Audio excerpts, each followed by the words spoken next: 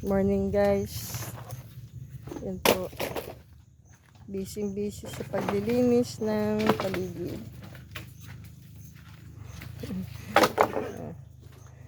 Ikalat ang mga kawayan. Ililinis na po at baka ahasin. Masama dito si na Kuya Ronald at si Kuya. Yan. May project po kami. Ayan po. Sinira na po namin ang kubo. 2 weeks na. Mahigit 2 weeks na. 2 weeks na po itong ginagawa.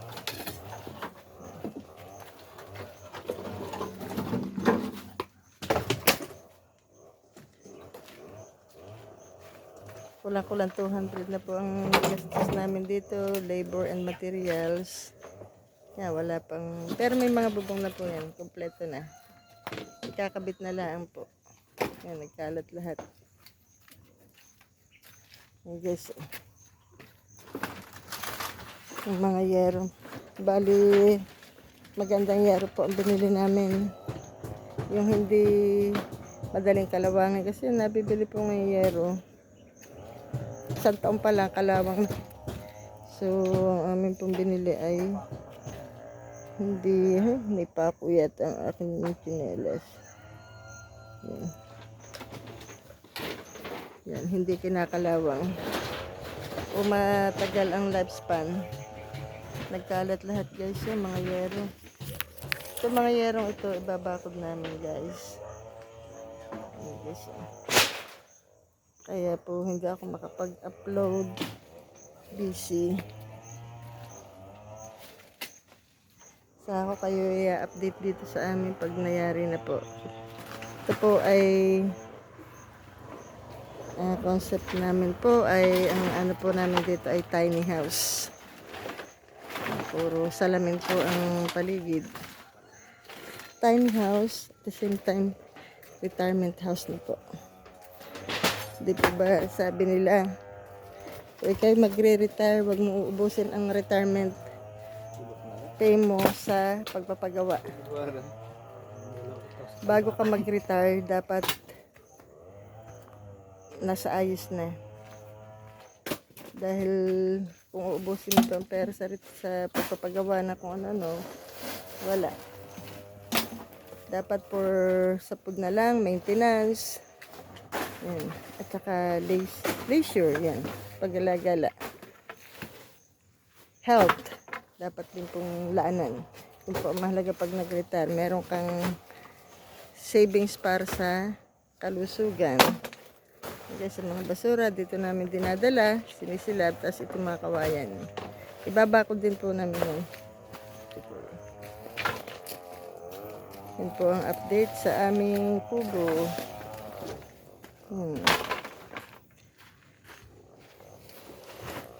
Kahapon po, 2 araw pong umulan dito sa amin kaya na-stop ang paggawa. So ngayon po ulit, linggo ngayon po, kaya wala na po munang pahinga. Tuloy-tuloy na po. So guys, hindi ko kayo ma-update kasi mainit.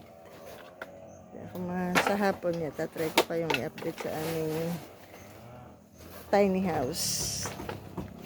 So, ito po ay hindi agad-agad na mayayari kasi ang magastos po talaga sa pag-umpisa nito ay ang pagsisimula. Nandiyan po lahat ng gastos. Once na naitindig na po, nabubungan, madali na pong mag-unti-unti ng pagpapaganda.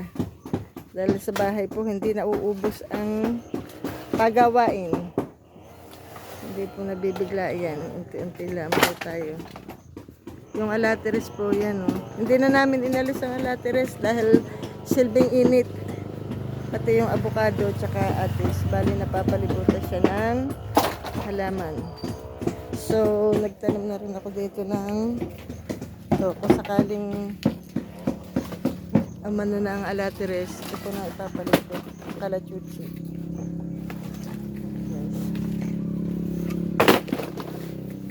nagtatanim na ako mga halaman din.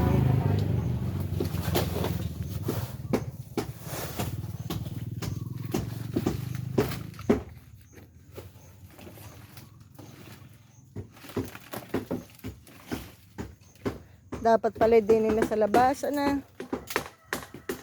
naaarawan.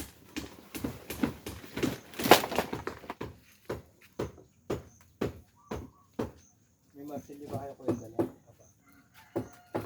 Yan guys, ito sisilabin namin. Maganda ito sinisilab na kahit basa-basa para hindi lang gaab. Maganda nga po yan. Kasi pag lang gaab, delikado. Oho. Puspuro ba? Oh, may phosphoro lighter gusto na kuya. May papel naman dyan. Ayun yung kayong martilya. Madali. Pa sa may, Masisilab naman yun, mga gato na. nado pa sa may tapat po na. Oh, guys, nakakapagdinis-dinis Po na sa kami. puno po Tsaka, ang kaya namin nilinis na rin dahil baka pamahayin ba ng ahas ay cobra, delikado. So,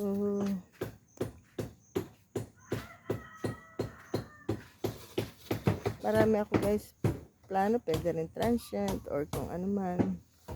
Basta para magiging vacation house lang naman ito.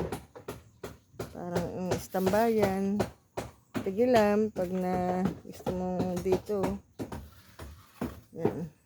Kasi dito sa totoo lang ang habol ko dito ay magandang paligid. Yan, puro puno guys. Tapat kami ng may balete. Tapos ikikita nyo guys, ito yung dati kong na-vlog na. Ito yung pinakalumang simbahan. 1521, Panama Kastila. Ito po ay heritage na, hindi na pwede pong gibain. Yan lang, pinababayaan ng may-ari. Sa baba po niyan, meron pinaka tunnel. Diyan, natatakluban dyan. Tapos, paglabas mo, yan. Ito po, yan, nakita nyo. Ito po kayo. Puro bundok. Wala kang makikitang kasi wala kang makikitang bahay, malalayo. Bakante pa yan ito. Yun guys. Ito po ang hinabol ko dito. Yung ganda ng lugar. Yun. Dito nyo yun. Dito lang yan guys. Sa kumbintuhan. Si Ronnie.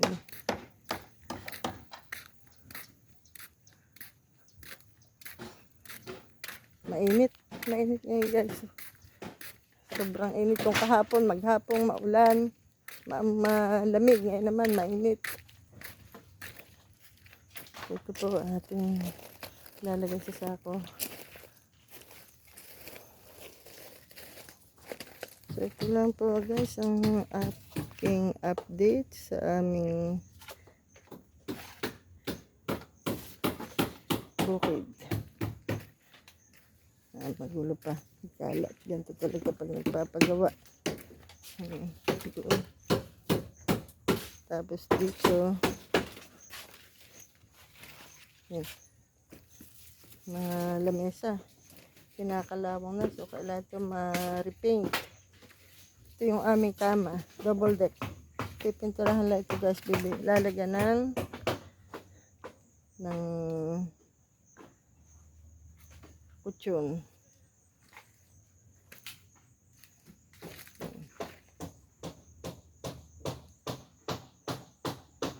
Medyo presko ngayon guys kasi tag-ulan. Pero pag tag-init, wala. Yung makikita mo mga dahon, bawas yan. Halos wala na. Pagka summer. Ngayon lang ang tag-ulan masarap tumigil dito. Mga tanim din akong halaman dito guys. Yung aking rubber tree. Kasi pinutol ko ito. Lahok-lahok ng vlog ko yan. Pinutol ko ito. Nagkaroon ng 2 sanga. Ito hindi ko pa napuputol. Ito naputol ko na rin. Yan, tingnan. 3 ang naging sanga niya. 1, 2, 3. So, bali ilan pa yung hindi ko napuputol. 3. So, dalawa, tatlo, apat, lima. Hindi na sila. Kapag padami tayo, hindi naman natin ito patataasin hanggang dyan lang. Yan. Pagagabuhin lang natin siya.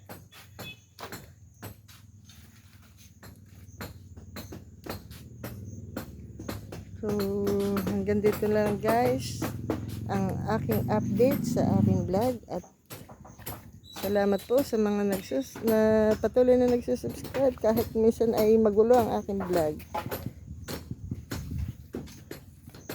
Mga silent viewer, keep on subscribing. God bless po.